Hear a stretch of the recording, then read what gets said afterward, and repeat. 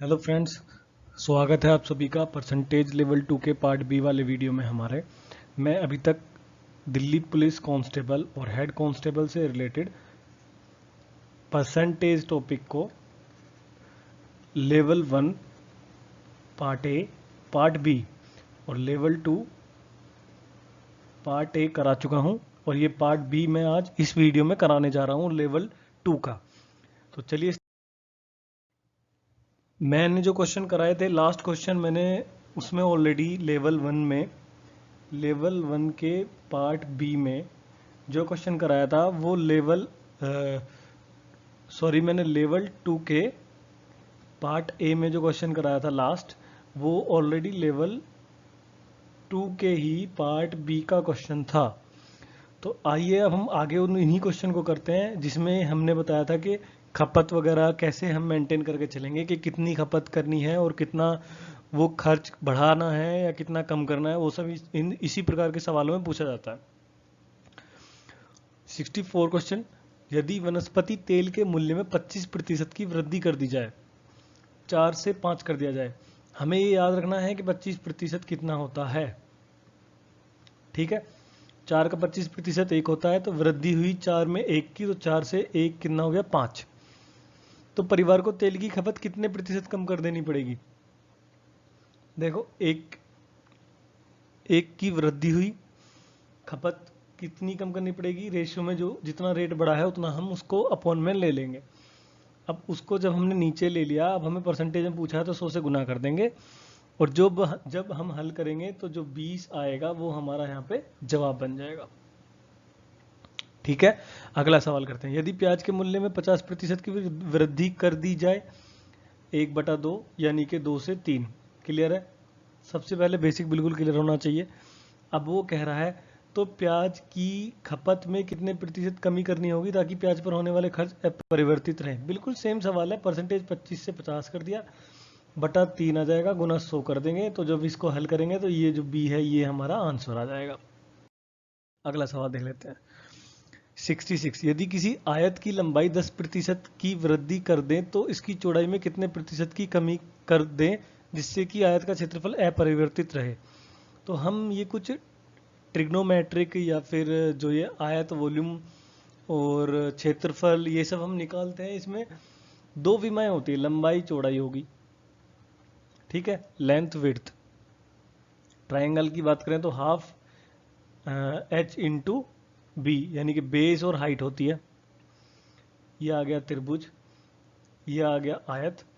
या वर्ग की बात करें तो ए स्क्वायर होता है, यानी कि ए इंटू ए, 2a हो गया ना, ए लंबाई गुना चौड़ाई। तो इसी प्रकार जो मौखिक आकार होते हैं उन सब में दो विमाएं होती हैं। तो उसमें ये हमसे यही पूछेगा कि पहले को कितना बढ़ा दें तो दूसरा कितना कम करें।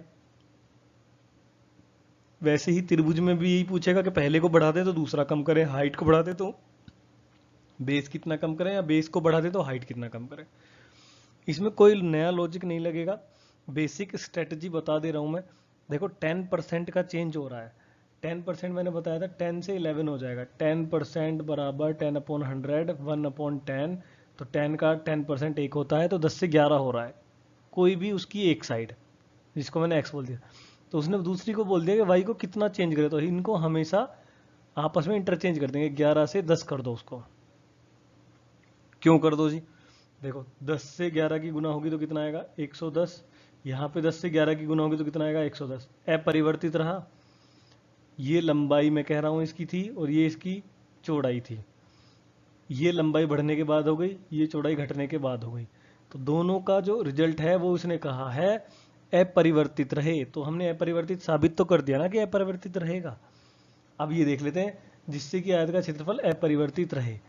अब इसने बोला है इसकी चौड़ाई में कितने प्रतिशत की कमी करनी पड़ेगी। देखो, 11 से 10 किया है, 11 से 10 किया है, तो कमी कितनी हुई है, 1। किसके रेस्पेक्ट में हुई है कमी, इसके रेस्पेक्ट में हुई है, यही तो कम हुआ है 11/11। प्रतिशत में निकालने के लिए 100 से गुना कर देंगे, यानी कि 1/11 गुना 100। जब हम इसको हल करेंगे तो हमारा जो है जवाब आ जाएगा। ना इसमें बटे में 11 है, ना इसमें नीचे 11 है, ना इसमें, न ये इसमें 11 है, तो ये हमारा आंसर हो जाएगा। थोड़ा सा सोल्व करके देख लेंगे तो क्लियर हो जाएगा आपको। बिल्कुल वैसे ही 67 क्वेश्चन में कह रहा है यदि किसी त्रिभुज की ऊंचाई 40% की कमी की जाए तो 40% को सीधे सीधे पहले तो हम सॉल्व कर लेंगे। हमारा आ जाएगा 3/5, सॉरी 3/2, 40/100 आ गया 2/3। जब 2/3 आ जाएगा यानी कि क्या हो रहा है, कमी हो रही है, 40% की कमी 3 से 1 किया जा रहा है। बिल्कुल क्लियर है।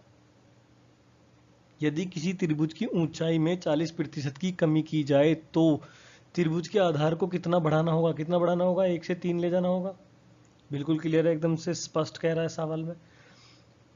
तो कितना बढ़ा दे कि त्रिभुज का क्षेत्रफल अपरिवर्तित रहे। अब हमें कितना बढ़ाना है, 2 बढ़ाना है, कितने पे बढ़ाना है, 1 पे बढ़ाना है। यहाँ पे 100 से मल्टीप्लाई करेंगे तो 200% बढ़ाते हैं। सी और डी ऑप्शन नहीं दे रखे, उनमें से ही एक आंसर हमारा राइट आ जाएगा। अगर इसने ये बोला होता कि 40% वृद्धि की गई है तो सवाल कैसे होता, सवाल कैसे होगा था, 3 से 5 हो जाता, +2 हो जाता। यहाँ पे क्या हुआ, -2 हुआ है। अब हमें क्या करना पड़ता, दूसरी को कम करना पड़ता, 5 से 3 करना पड़ता, इंटरचेंज कर देंगे। कितने प्रतिशत कम हुआ, 2% कम हुआ, गुना में 100 हो जाएगा। परसेंटेज में निकालने के लिए यहाँ 20 आ जाता है, 20 दूनी 40। ये हमारा जवाब आ जाता है इस सवाल का। हम इसको बी आंसर राइट लगा देते हैं। 71 में कह रहा है यदि वर्ग की प्रत्येक भुजा को 10% बढ़ा दिया जाए तब वर्ग के क्षेत्रफल में कितने प्रतिशत। बिल्कुल वैसा का वैसा ही सवाल है। देखो 2 भुजा है, 10 से 11, 100, 121, 21 का चेंज हुआ 100 पे, तो 100 से परसेंटेज में निकालने के लिए गुना कर देंगे। तो जवाब क्या आ जाएगा हमारा 21%। 21% इज द राइट आंसर। सी जो है हमारा सही जवाब यहाँ पे हो जाएगा। यदि एक वृत्त की त्रिज्या को 20% घटा दिया जाए, ध्यान रखना क्या किया है, 20% घटा दिया गया है, 20 पंजे 100 यानी कि 5 से 4 किया गया है। क्लियर है। और हमें पता है एरिया क्या होता है, पाई आर स्क्वायर होता है। पाई दोनों में कॉमन हो जाता है तो वो कट जाएगा, आर स्क्वायर यानी कि 5 का स्क्वायर और 4 का स्क्वायर दोनों अलग अलग हैं। अब मैं क्या कर रहा हूँ, मैं 2 बार लिख दे रहा हूँ इनको कि 5 से 4 कर दिया है और 5 से 4 कर दिया है, कुछ फर्क नहीं है। स्क्वायर लिख दूंगा तो भी वही बात रहेगी और 2 बार लिख दूंगा तो भी वही बात रहेगी। एरिया कितना था, पहले 25 था, अब कितना है, 4 चौक 16, कम हुआ है।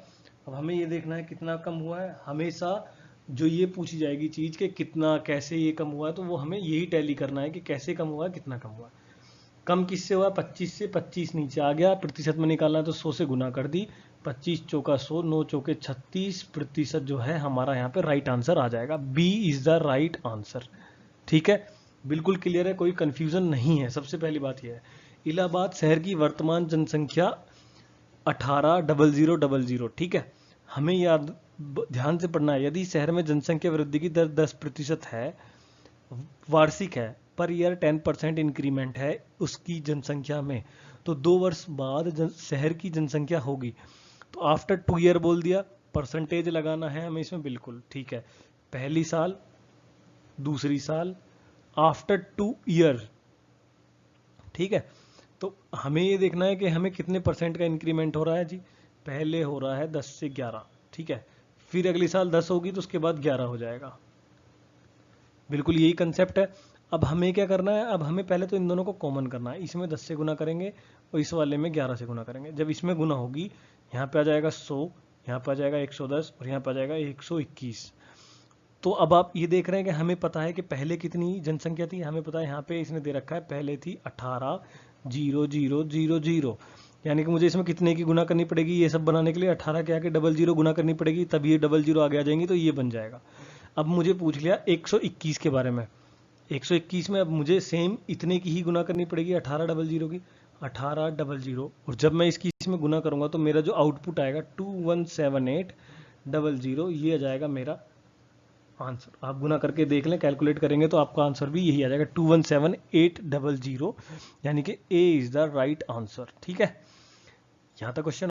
नेक्स्ट में क्या कह रहा है, नेक्स्ट क्वेश्चन इजी है थोड़ा, बस हमें ध्यान से समझना है, समझने की ही बात है। परसेंटेज के क्वेश्चन जितना आराम से ध्यान से पढ़ेंगे उतना अच्छा आपको आउटपुट और समझ में आएगा। एक परीक्षा में 52% विद्यार्थी अंग्रेजी में फेल हैं और 42% विद्यार्थी गणित में फेल हुए। ठीक है, 52% किस में फेल हुए हैं जी, इंग्लिश में, और 42% किस में फेल हुए हैं जी? मैथ्स में। क्लियर है इतना? यदि 17% दोनों विषयों में फेल हुए, अब मैं क्या इसको वैन आरेख से बना लेता हूं। देखो 52% किस में है? ये इंग्लिश में।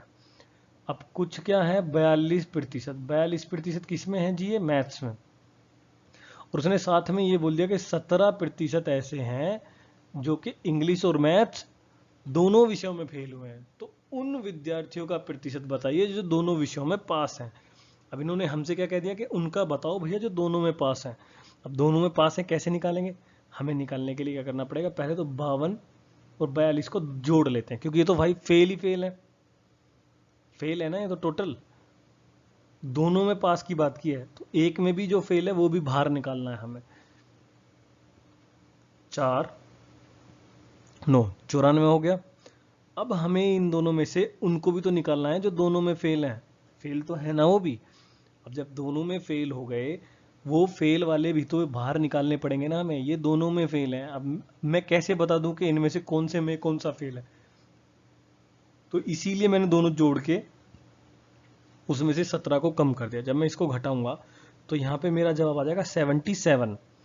अब 77 जो है वो लोग हैं जो टोटल फेल हैं। फेल हैं जी, ये सब के सब फेल हैं। अब हमें इसमें से वो बच्चे निकालने जो दोनों विषयों में पास हैं। अब पास कौन से होंगे? 100% में से पास होंगे। ये तो फेल है टोटल। 100 में से उन 77 को घटा देते हैं। कितने बचे जी? जितने बचे वो पास वाले बचे। 23% छात्र जो हैं वो सब जो हैं ऑल स्टूडेंट्स आर पास्ड। ठीक है, तो इस सवाल का जो सही जवाब बनेगा वो ए बन जाएगा। A is the right answer.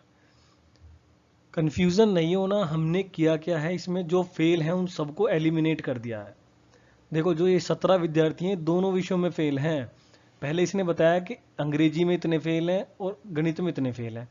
तो भाई जो फेल हैं, फेल की बात कर रहा है, तो ये तो दोनों में ही फेल हैं, तो ये तो इनमें ही सम्मिलित हुए ना फेल में। उसने ये तो नहीं बोला ना कि ये अंग्रेजी में पास है या ये गणित में पास है या ये दोनों में पास है तो ये भी फेल ही। और ये अलग अलग बता दिया। अगर जो मैं अलग अलग वालों को जोड़ दूं तो सारे के सारे फेल वाले आ गए इसमें, चाहे दोनों में फेल हो चाहे अलग अलग में फेल हो। फिर मैंने क्या किया, उन दोनों में जो फेल है उनको घटा दिया उसमें से। तो जो बचे वो सारे के सारे फेल बचे, जो जितने भी हैं वो सब फेल हैं। उन फेल को मैंने जितने भी टोटल स्टूडेंट है उसमें से फेल को घटा दिया, तो जो बचे हुए स्टूडेंट है वो हमारे पास वाले आ गए। चलिए नेक्स्ट क्वेश्चन देख लेते हैं। एक परीक्षा में ए बी से 25% अधिक अंक प्राप्त किया। सवाल इजी है, ये भी बहुत ज़्यादा कंफ्यूज करेंगे। जितना ज़्यादा उसमें जाएंगे, घुसेंगे, खोपड़ा अंदर लेके जाएंगे उस सवाल में, तो कंफ्यूजन करेंगे क्रिएट। अब ये सवाल कह रहा है हमसे कि ए बी, इसमें ए बी की बात आ गई कि वो 25% अधिक अंक प्राप्त करता है। ए बी से 25% अधिक प्राप्त करता है। ए करता है, बी नहीं। तो 25 चौका 100, यानी कि बी 4 करता है तो ए 5 करता है। बी सी से 10% कम अंक प्राप्त करता है। बी जो है, सी की भी बात आ गई इसमें, सी से कितने अंक कम प्राप्त कर रहा है? सीधे सीधे 25 अंक। ठीक है, बी सी से 10% कम अंक प्राप्त कर रहा है, सॉरी, यानी कि वो 10 कर रहा है सी, तो बी जो है 9 कर रहा है। आगे देख लेते हैं, सी ने डी से 25% अधिक अंक प्राप्त किए। एक और बंदा आ गया डी।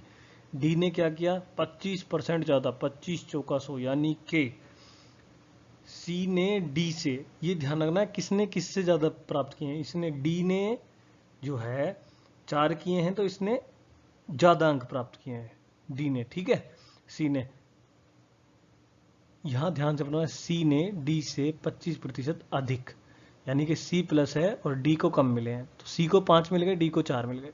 अब हमें क्या है, इनकी सबकी एक गठजोड़ बनानी होगी कि इन सबको एक्चुअल कितने अंक प्राप्त हुए हैं। इस प्रकार के सवाल का सबसे आसान फंडा जो है वो ये है, जो भी संख्या इसके नीचे लिखी हुई है उसको वहां लिख देंगे। यहाँ 5 है, यहाँ 5 लिख दिया, यहाँ भी 5 लिख दिया।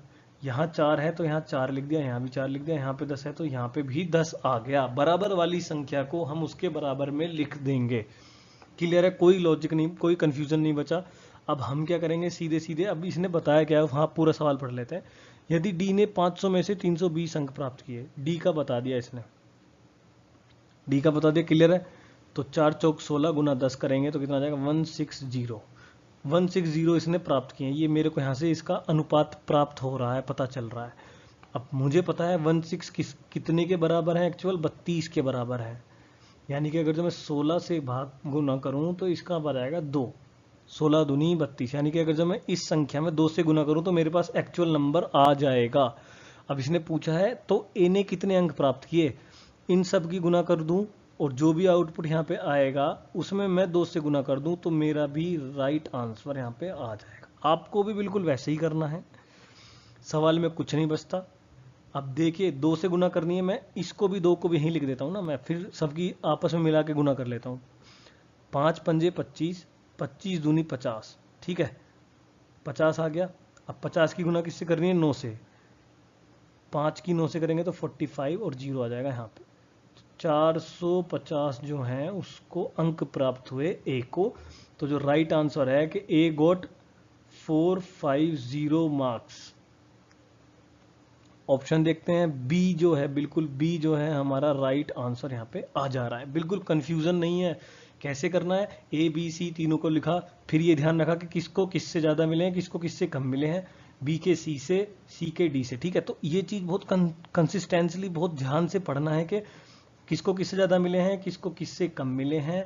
और ये जैसे ही पढ़ लिया, सवाल फॉर्म कर लिया, उसके बाद जो डिजिट बराबर में हो उसको उसके बराबर में प्लेस कर दो। 10 मैंने यहाँ किया, यहाँ किया, 4 4 2 जगह हुआ क्योंकि 4 ऊपर है, फिर 5 2 जगह हुआ, 5 यहाँ पे हुआ, यहाँ पे हुआ, फिर इसने इसका कॉम्बिनेशन हमको दे दिया कि इनकी गुना करने के बाद मेरा जो है 320 आ रहा है। बट मेरा रेशियो में 160 आ रहा था, तो 160 को 320 बनाने के लिए मुझे 2 से गुना करनी पड़ी, तो मेरा 320 बन गया। सेम यहाँ पे जो इसकी गुना करके जो आया मेरा, वो मेरा यहाँ पे आंसर आ गया, ठीक है। कवर है हमारा, मैं level 1 part A part B cover करा चुका हूँ, और लेवल 2 के भी पार्ट ए और पार्ट बी आज ख़त्म हो गए हैं वीडियो बी में। अगर जो ये प्रीवियस वीडियो नहीं देखी है, कोई वीक है स्टूडेंट, तो वो इनको जाके देख के अच्छे से अपना बेस तैयार कर सकता है। किसी भी पर्टिकुलर क्वेश्चन से लेके कोई प्रॉब्लम है तो आप मुझे ज़रूर कमेंट सेक्शन में बता दें, मैं आपको सॉल्यूशन ज़रूर प्रोवाइड करा दूंगा। Please support, please like share and subscribe. Thank you.